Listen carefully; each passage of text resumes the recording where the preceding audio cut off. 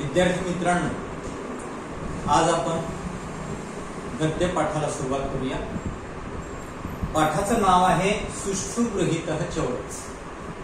आता हा जो पाठ आहे, हा पाठ अकबर आणि बिरबलाच्या ज्या गोष्टी आपण आजपर्यंत ऐकत होतो त्यातलीच एक गोष्ट या पाठामध्ये घेतलेली आहे। गोष्ट छोटीशी आहे, परंतु बिरबल त्याची बुद्धिमत्ता आणि त्याच्या बुद्धिमत्तेनं त्यानं कशा वेगवेगळ्या संकटावर मात केली आणि वेगवेगळ्या समस्या कशा सोडवल्या याचं अतिशय सुंदर उदाहरण म्हणजे बिरबल। तर तशीच एक छोटीशी कथा आहे की एक देवदत्त नावाचा एक श्रीमंत माणूस जो अकबराच्याच राज्यामध्ये राहत होता, बिरबलाचा मित्र होता, श्रीमंत होता, त्याच्या घरी नोकर चाकर होते आणि त्या काळामध्ये जे धन आहे, पैसा आहे, तो आजकाल जशा बँका आहेत, लॉकर्स आहेत, तिजोऱ्या आहेत, तर त्यामध्ये न ठेवते, कारण ह्या सगळ्या गोष्टींची सुविधाच त्या काळामध्ये नव्हती। त्या काळामध्ये एखाद्या पिशवीमध्ये त्या काळचे जे काही नाणे होते, सोन्याचे, चांदीचे, ते ठेवत आणि ती पिशवी एखाद्या पेटीमध्ये ठेवत।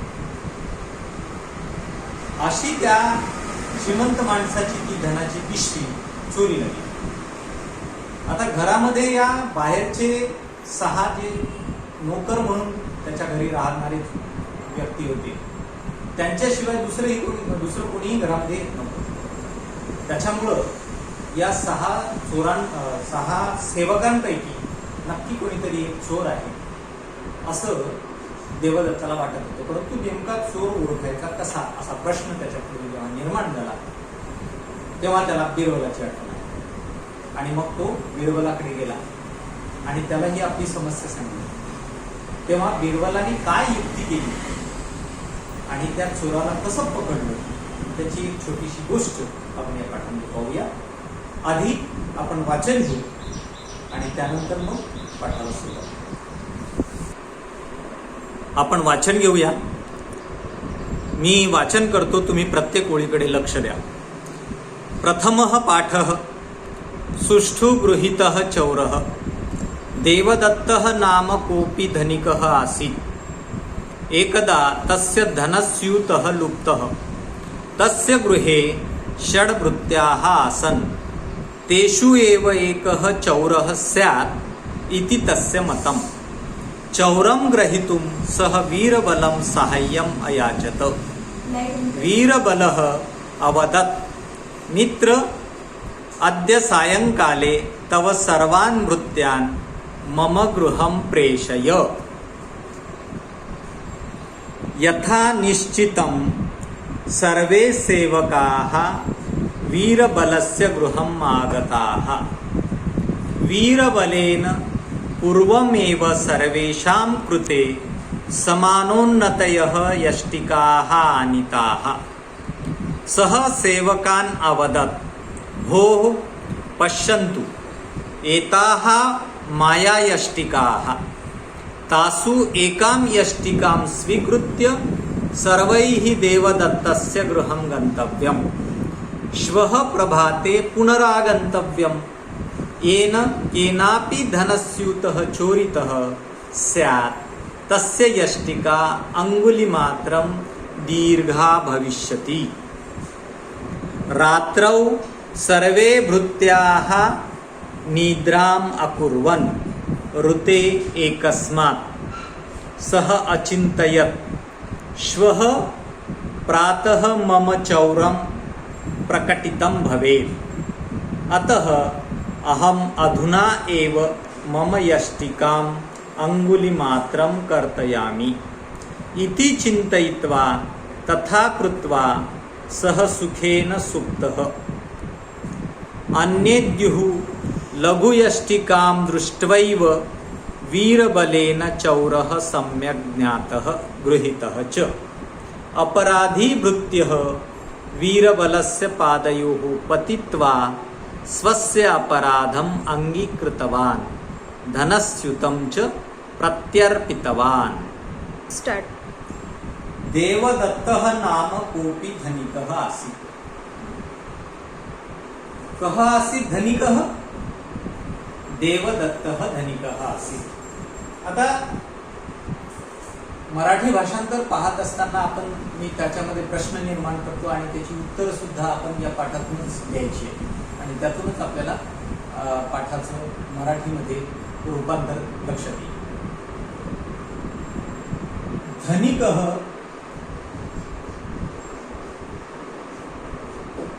कः आसीत्?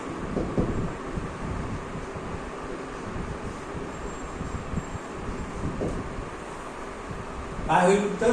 धनिकः कः आसीत्?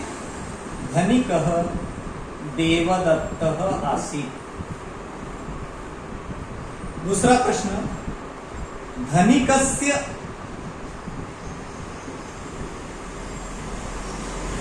नामधेयम् किम् आसीत्?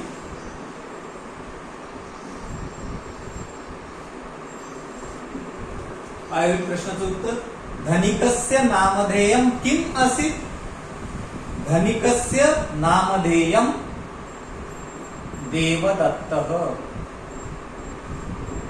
आसीत्।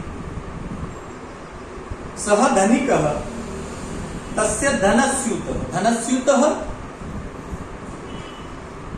धनस्य स्यूतः, स्यूतः स्यूतः नाम पिशवी, धनस्य स्यूतः धनस्यूतः धनाची पिशवी।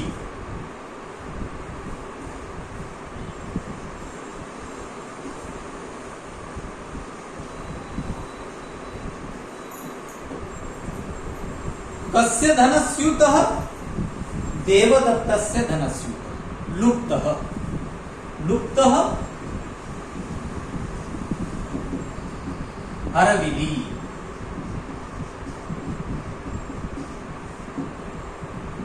एकदा त्याच्या लक्षात आलं की आपली जी धनाची पिशवी आहे ती दिसत नाही, ती हरवली आहे। तस्य गृहे षड्भृत्याः आसन्। कस्य गृहे? धनिकस्य गृहे, नाम देवदत्तस्य गृहे षड्भृत्याः। षड्भृत्याः, षड्भृत्याः, भृत्याः नाम सेवकाः।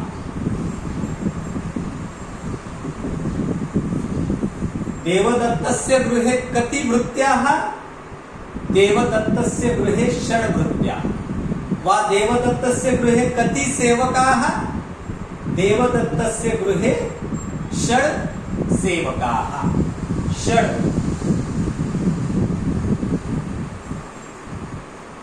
षड् सेवकाः। तेषु एव एकः चोरः।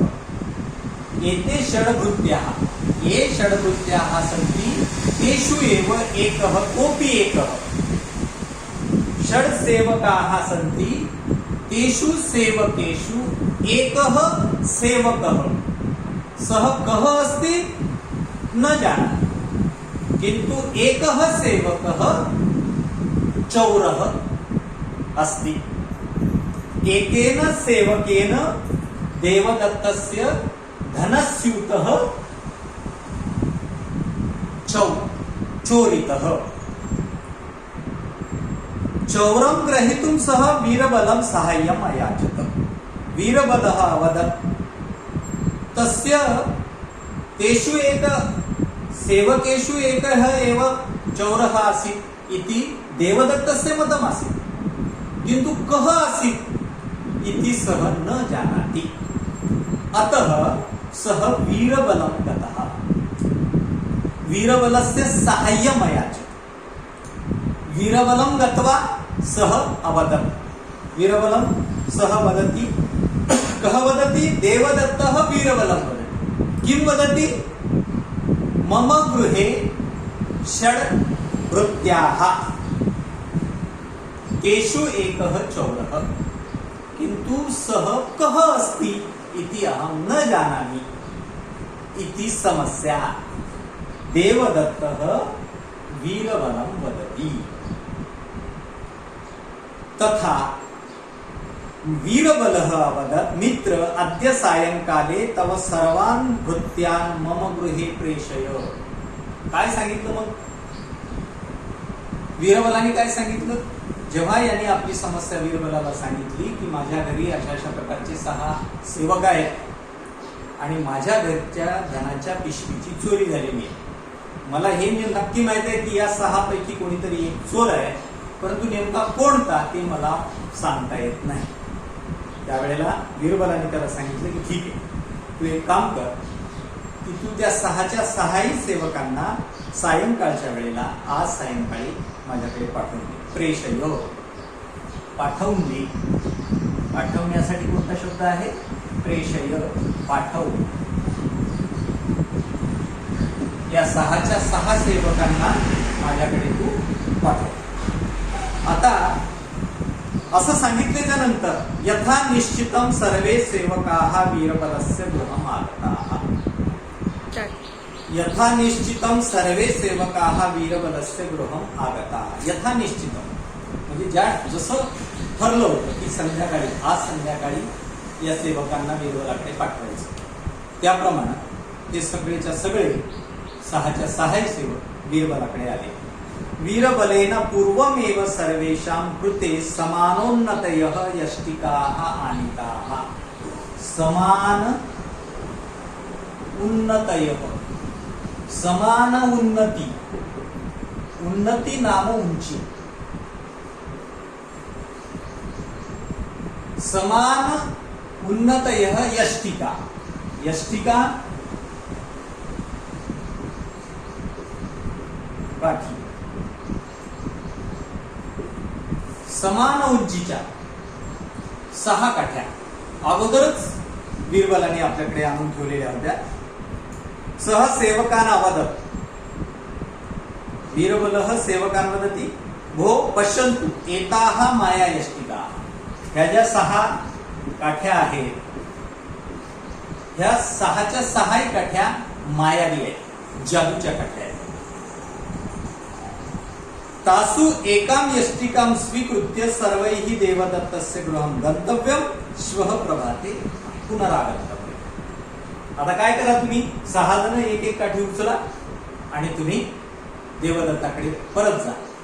आणि उद्या सकाळी, कारण हे राहायला देवदत्ताकडेच होते, काम करायला देवदत्ताकडेच होते आणि रात्री झोपायला ते देवदत्ताकडेच राहायचे. त्यामुळं त्यांना या 6 जणांना एक काठी वीरबलाने दिली आणि त्यांना सांगितले ह्या घेऊन जा आणि सकाळी उठून माझ्याकडे पुन्हा या काठ्या घेऊन परत या. मग काय होईल? पुनरागंतव्यम. येन केनापि धनस्यूतः चोरितः स्यात् तस्य यष्टिका अंगुली मात्रम दीर्घा भविष्यति. आता ह्या सगळ्या सारख्या काठ्या आहेत.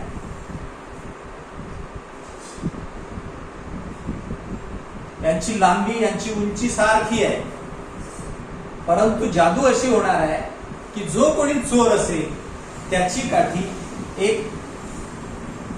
एक बोटभर ती मोठी होईल, दीर्घा भविष्यती. आणि ज्याची कोणाची मोठी होईल तो आपोआपच तो चोर आपल्याला सापडेल. अशा प्रकारे त्या 6ही चोरांना 6 काठ्या वीरबलाने दिल्या आणि त्याला परत पाठवलं. चोर ते सेवक आपापल्या देवदत्ताकडे गेले काठ्या घेऊन. रात्रौ सर्वे भृत्याः सुखेन निद्रामकुर्वन्. ठरल्याप्रमाणे सगळेजण झोपले. ऋते एकस्मात्. ऋते ऋते म्हणजे शिवाय. एकस्मात् ऋते, एका शिवाय. कारण जो खरा चोर होता त्याला काही झोप लागत नाही. बाकीचे सगळे झोपले, एक मात्र जागा राहिला. सह अचिंतयत. अचिंतयत यामध्ये चिंत धातू. चिंत म्हणजे विचार करणे. काय विचार केला त्यांनी? श्वः प्रातः मम चौर्यं प्रकटितं भवेत्. आता मी चोरी तर केली, परंतु या जादूच्या काठ्यांमुळं उद्या सकाळी मात्र माझी चोरी पकडली जाईल. अतः अहम अधुना एव मम यष्टिकाम अंगुली मात्रम कर्तयामी. आणि म्हणून मग मी काय करतो, उद्या तर एक बोटभर माझी काठी वाढणारच आहे. मग त्याच्यापेक्षा मी आज रात्रीच जर एक बोटभर काठी जर तोडून ठेवली आणि नंतर सकाळी वाढली तरी माझी काठी काही ओळखायला येणार नाही. आणि इति चिंतयित्वा तथा कृत्वा सहसुखेन सुप्तः. लगेच त्याने तसा विचार केला, त्याप्रमाणे कृती केली आणि शांततेनं झोपला. अन्येद्युः दुसऱ्या दिवशी.